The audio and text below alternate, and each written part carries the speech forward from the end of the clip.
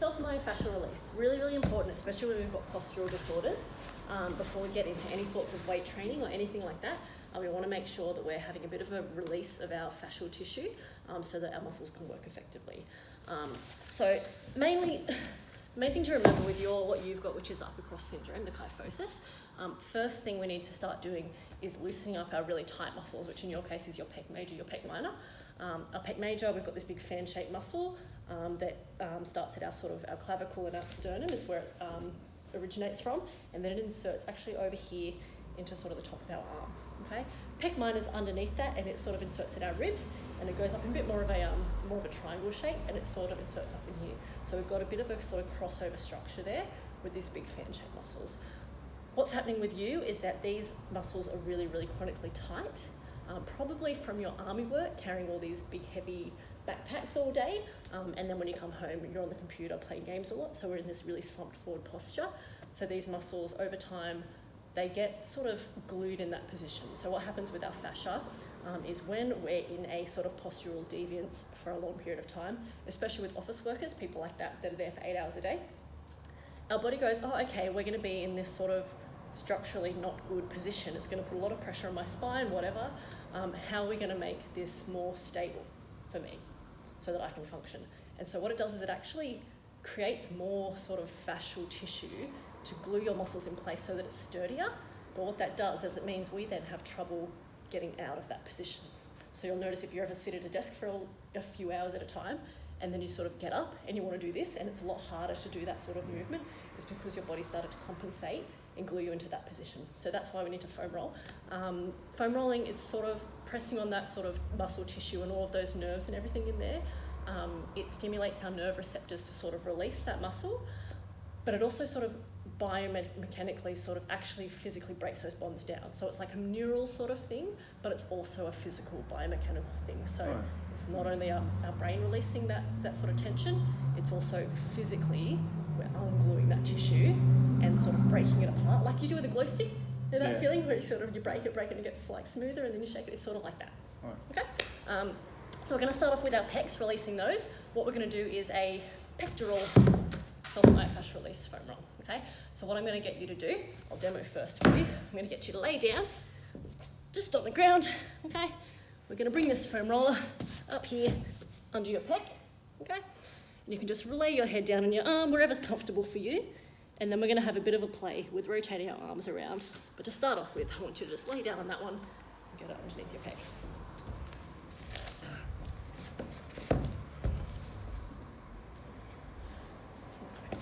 So it doesn't need, So even just bring it back a little bit so that you've got room to place your head down on the ground so that you're comfortable. Pop it down your arm or whatever, wherever's most comfortable for you. So does that feel all right? Yep. Okay. Can you feel that getting in there? Yep. Okay, so what we'll do, bring that arm out to the side here. Have you found a spot there at all? So have a bit of a move around, until you find a spot. We want to find somewhere that's about a 7 out of 10, a 7 or an 8 out of 10. And we basically want to stay on it and just apply pressure until we can feel it release to about a 4 out of 10. What you can try doing is having a little bit of a rotation to that arm. Did you find a spot there? That's the one. Yeah. So hold it there. If you feel like you need a bit more downward force, let me know and I can just apply a little bit of pressure for you. If not, if that's enough. Do you feel like you need a bit more? Yeah, go. Yep. And then once you feel it start to release, let me know and you can find a new spot.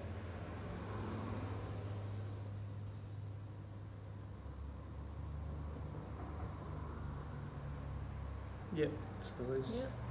You can do a little bit more of a roll, you can move your arm. So basically think of foam rolling as sort of like a search and destroy mission. So you're looking for a trigger point, which is what forms when you've got all these bonds and these really sort of tight, loaded muscles. You're finding those spots that are holding all that tension, and you're just holding on them until they start to release. Okay, how's that feel? Good spot? You can apply some pressure if you like. Yep. Is that a good spot for pressure? It's a good spot. Let me know when it starts to ease off.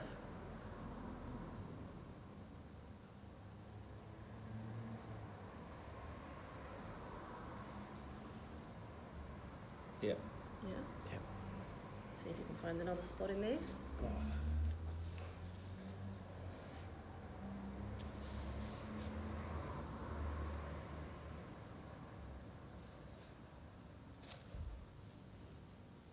You can even lift up a little bit, move that roller under a bit more.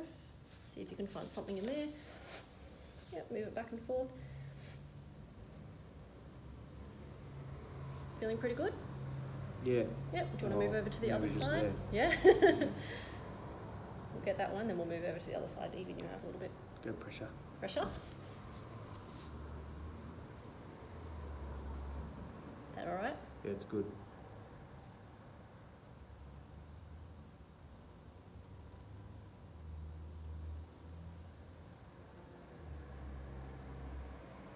Yep. All right. Pop this over on your other side. Oops. Just lift that side up. Slide that onto there.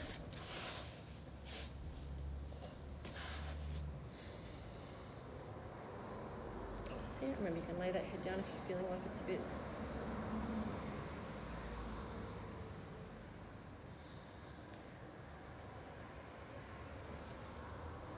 Find a spot. Yeah, there. Yep. Pressure. Pressure.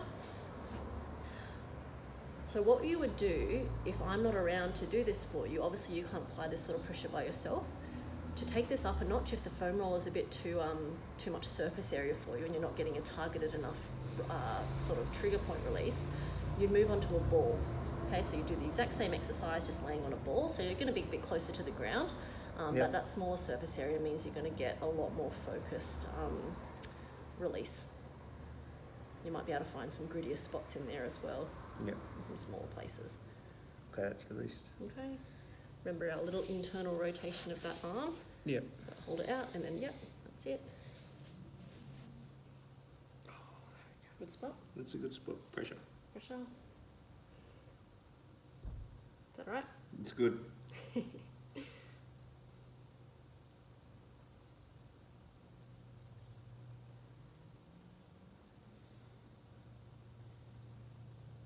Let me know when it's about a 4 out of 10.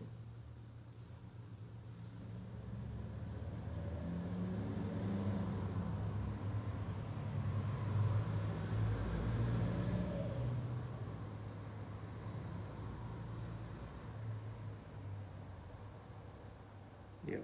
Beautiful. See if we've got any more gritty bits in there. Yep. Yep, pressure. Pressure. Ooh, bad one.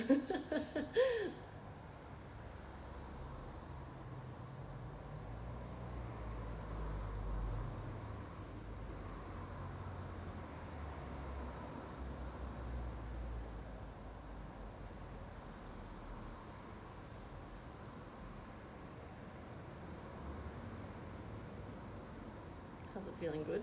Mm. Yeah. Feel like it's something that you need to do more often? Yes, definitely. Yeah.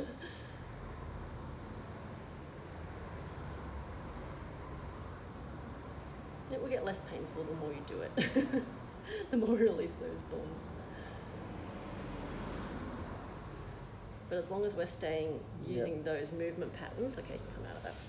As long as we're going back, you know, you're not going to stop carrying your packs in the army, you're not going to stop playing your computer, so it's really important that you know that your lifestyle is going to give you this particular posture. You need to make sure you keep stretching it, you know, once every now and then is not going to do it. How does that feel? Yeah, I actually feel really good. Yeah. I feel like my shoulders are sitting backwards. Yeah. I feel that natural turn. Makes a big difference. That's sort of unnatural. Yeah. And that. Yeah. So what we're going to do now, we've done the front, but what we've also got to do is balance you out by doing the back. So like I was saying before, you've got this sort of tight, long sort of relationship going on up here. Basically what it means is your rhomboids and your serratus anterior, which are the muscles that are responsible for scapular retraction. So at the moment, you're constantly in a state of scapular protraction. So therefore, they're moving away from your spine. Sorry, the muscles that retract them back, because they've been in this position so long, they've been lengthened. Okay, pulled apart. They're now sort of stuck in that lengthened position. It's called stretch weakness. Okay, so you've got tightness weakness, which is what these pecs are doing because they're chronically tight. When you're doing bench presses and stuff, they're not going to be working to their full ability because they're super tight. When they're already contracted, there's not much more they can contract. But the same with your rhomboids at the back. They're constantly, think of our muscles, they're held together by these little like fibroids, okay? They're called actin and myosin. And what they do is they hold your muscles together, and when we contract our muscles, they pull them closer together. Yep. And when we stretch our muscles, they sort of come apart a little bit, okay? When our muscles constantly stretched apart, these little fibrils, they sort of stretch apart as well. And over time, like I said, our body compensates for the positions. Our body goes, okay, we're in a sort of a weakened position here. How am I going to strengthen it? Builds more fibers, right? So then we're glued like this. But that means that then when you try to contract those muscles, so you might say, okay, well, I've got a weak upper back, so I need to strengthen it, right? But these muscles are glued like this. So when you try to contract those muscles to strengthen them, they're only contracting this much, okay? Whereas when they're in their proper position and length, they're contracting this much. Yeah, okay. Okay, so do you see how that stretched position, being glued in that spot, makes them weaker? Yeah. So you can go in and go, okay, well, I'm going to strengthen my back muscles. You can try all day to strengthen your back muscles, but you're not going to be able to work them optimally until you get rid of those adhesions, those bonds that are keeping them in that stretched position. So that's why we need to foam roll them, okay? Yeah. Even though they're not tight, they're long, they're still glued in an unnatural position, okay? So what we're going to do with this one is we're going to lay back on our roller. We're just going to position it on our upper back, pop our hands beside our head, or you can sort of use it to cradle your head for a bit of support if you need to. And we're literally just going to sit there. If you find a spot there, great. We'll do a little bit of a roll from side to side. Okay. So give that one a go. Nice and easy, this one. What we're rolling is our thoracic complex. So we're going to get our rhomboids, bit of lats as well. Lats aren't really your problem, it's more your rhomboids and the stuff that's under the rhomboids. Yeah, so try and keep your hips still. And then just, a little bit of a rotation. Even if you're coming all the way up from that shoulder blade. Are you finding anything in there? Yeah, a little bit on the right. Mm-hmm. So if you find one, stop there and stay there. And if you feel like you need a bit more pressure down on it, you can try lifting your hips up, and that's going to put more pressure onto your back muscles. So it's not a super aggressive foam roll that work. Give you a bit more, yeah. And the same principle applies once you're doing this more regularly. If you find that the foam roll has too much of a surface area, you'd move on to a smaller ball. Even one of those peanut rollers or a harder roller even, so this is quite a soft roller. You can use one of the ones that have the sort of pipe inside, and that's going to give you a more aggressive foam roll.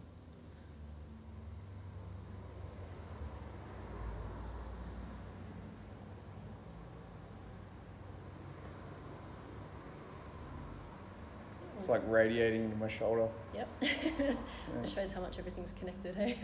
Yeah. Once it's eased off to about a 4, move on to another spot. You can roll a little bit up the roller, a little bit down the roller. It's just a matter of finding what's loose and what's tight for you.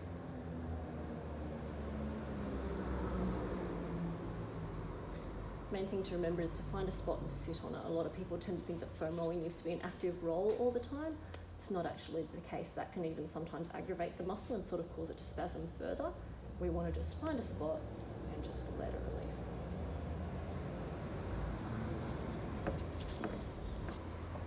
Is that your back? Did your back just crack, or was that No, just that was something going on. Yeah. Okay, give the other side a little bit of a go. Just a second. It's almost there. I'm rushing you. Has it not released yet? Oh, it was just like on the end of it. Oh no, there's a spot here. And you might even find, if you don't need the head support, moving your arms up and down will help you get into different spots as well. I definitely need to be doing this more often.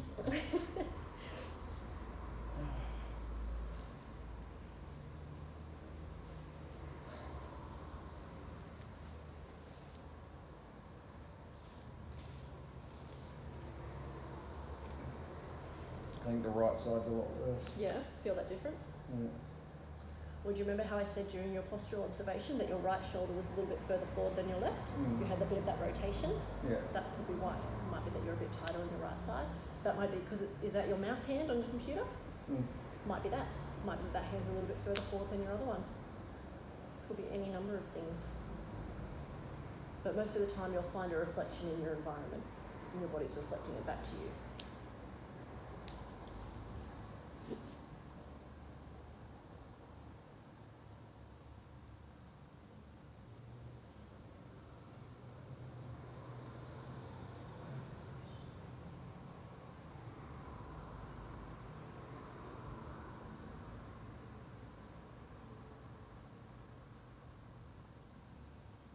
So when you're doing this by yourself, you probably want to be holding each one about 30 to 60 seconds, but really as long as you need to. If it's taking a long time to release, you can spend a little bit longer on it.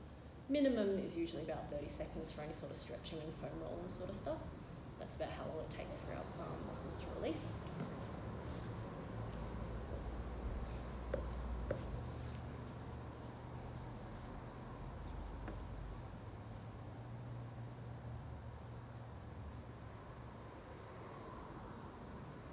Right, jump up and have a bit of a wriggle around and see how that feels. Oh, I feel that already. Yeah? Yeah. Feel a bit better? A lot better. So this is something that'd be good to do every day or so. Yeah. And it's something that's really good to do before we start doing our strength work.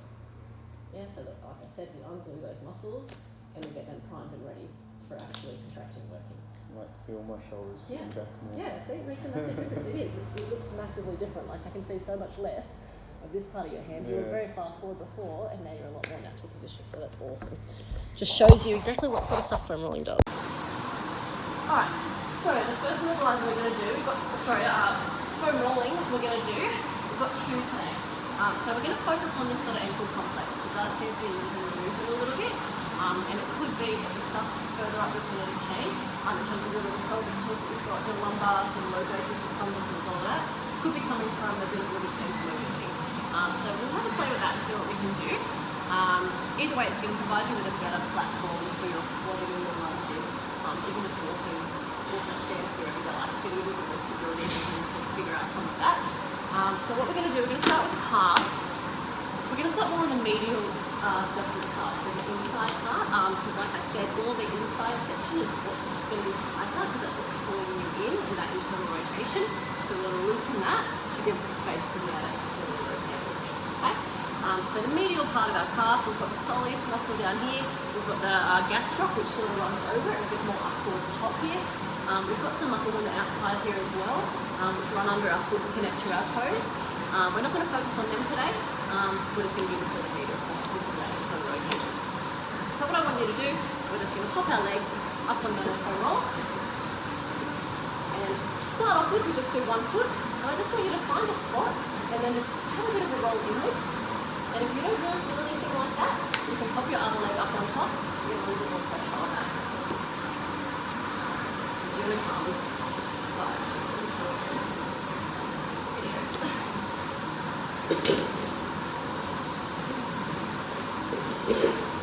So you're getting any sort of pain in there, just like that.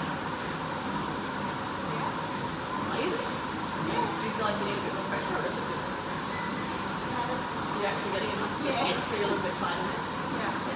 So what we want to do, see how we're rolling up and down, we want to stop that. So basically rolling up and down the muscle's going to aggravate it. It's going to make us switch on and retract. We don't want that at home. We want to just apply gentle pressure and let it slowly release. So once you find a spot, we're looking for a spot that's about a 7 out of 10. So we don't want it extremely excruciating or painful. If it's about a 3 or a 4, it's probably not really that badly in need of rolling. If it's about a 7 or an 8 out of 10, that's the spot we find, and we just stay on it. And we wait to release it. So it should take about 30 seconds, sometimes 60 seconds if it's a really sticky spot. We just sit on it basically. Just wait till it releases. Once it releases, move your leg slightly until you find another spot. Okay? Once you feel it start to release up, you can even pop your other leg on top if you feel like there's got a little bit more in there to give. See what you can find. So is that still hurting, that one there? No? Okay, so you can go up a little bit, down a little bit, try moving the internal rotation of our leg.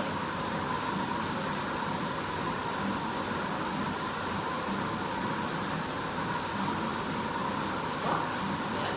What would that sort of be out of 10? Probably 8.5. 8.5? Yeah, beautiful. So wait till that eases down to about a 4. That's when we're back to release it.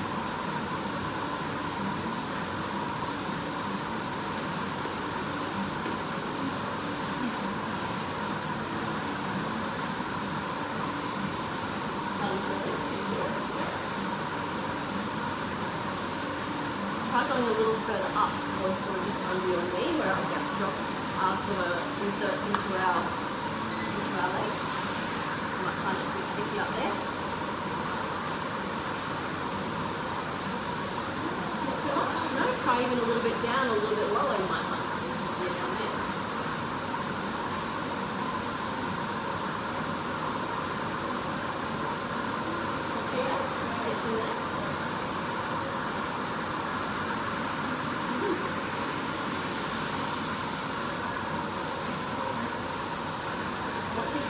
knees, we're going to the upper leg.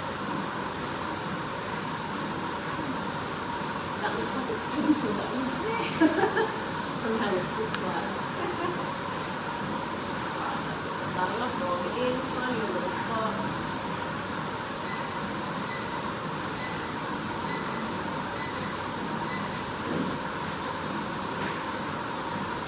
And if you get uncomfortable holding yourself up for that extra little push, you can try lowering down, bring that other leg over into bed. It'll probably give you about the same amount of down the core, so you go down straight and push your arms on your arm. Just a matter of what's comfortable. I personally prefer to hold like this as well. Other people don't, but they find it uncomfortable on the wrists.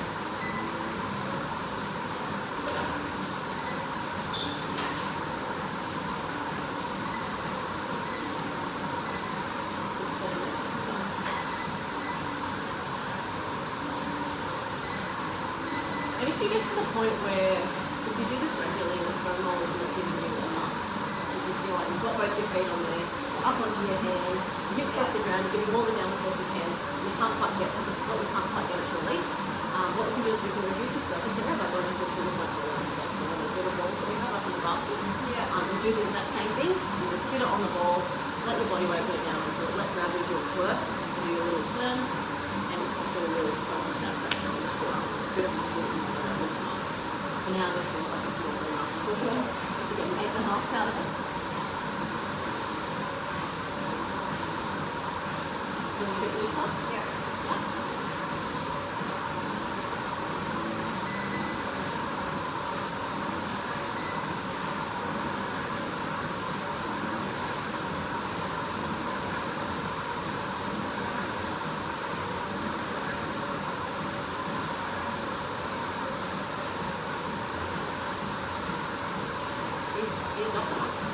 Right, so what we'll do, we'll move on to our adductors. So exactly the same thing like I was saying.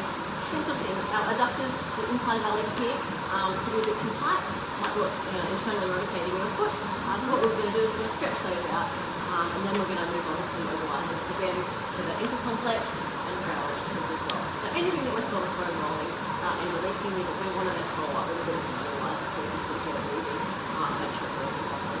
So with our adductors, what we want to do, we're going to lay down and we're just going to pop a foam roller just under at a 90-degree angle, or roughly, wherever's comfortable, and we're literally just going to sit on it. And you should find a spot pretty quickly in there. So jump into that position. I'll talk you through what we're doing.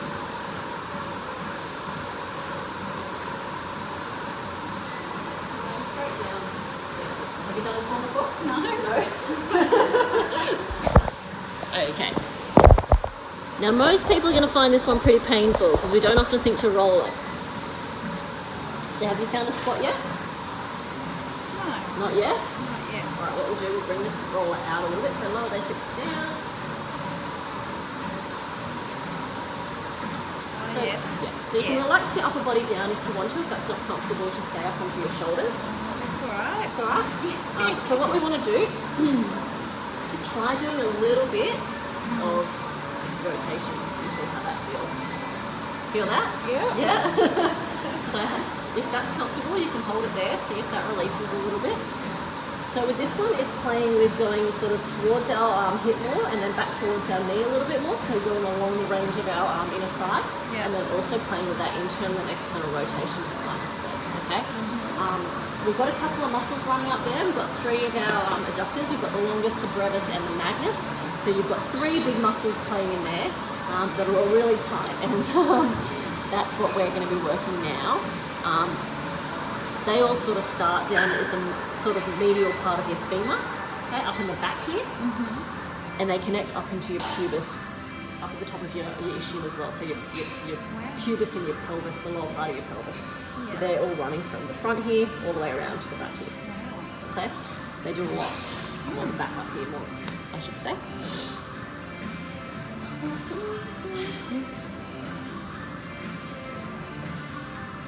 Are you still feeling something there? Or you've just moved?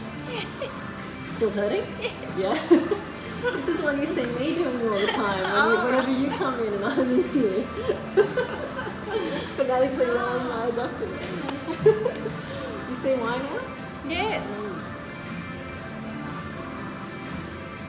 If you feel like you need to, you can also play around with the angle that your knee's at. So you can bring it up to more of a 90 degree up to your hip if that's comfortable, or down a bit. It's just going to depend on how it feels for you. But if that's enough for you, then that's enough for you.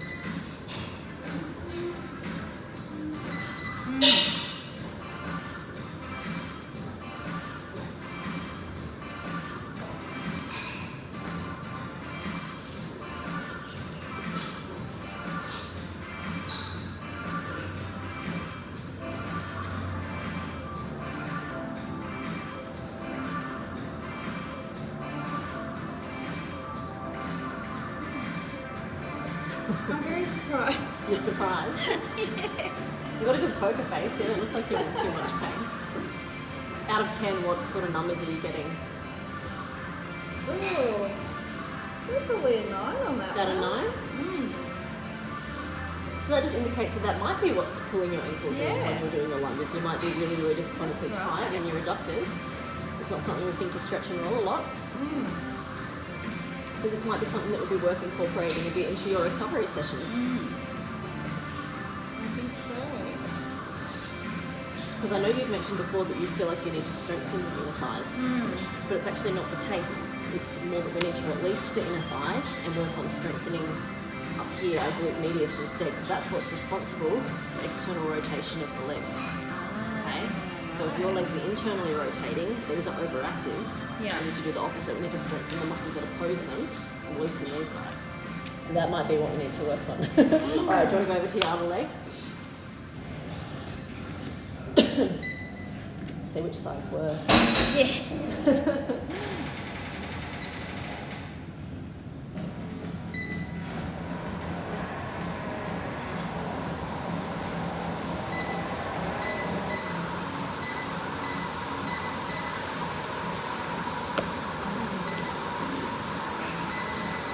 How's that one feeling? Yeah, not as bad as the Not as other bad as the other one? but yeah, I can feel it. So try a little rotation. So this one, that way. Do you get more doing that or less?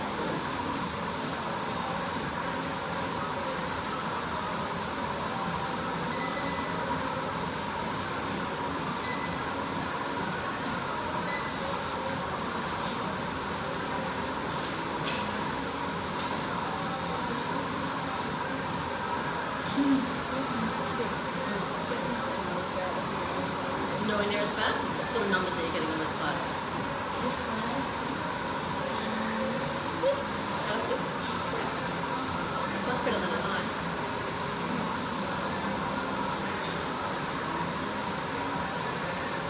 Once you're not finding too many more sticky stops, we can jump up and we'll start our mobilizers. Feel good? That's good. Alrighty.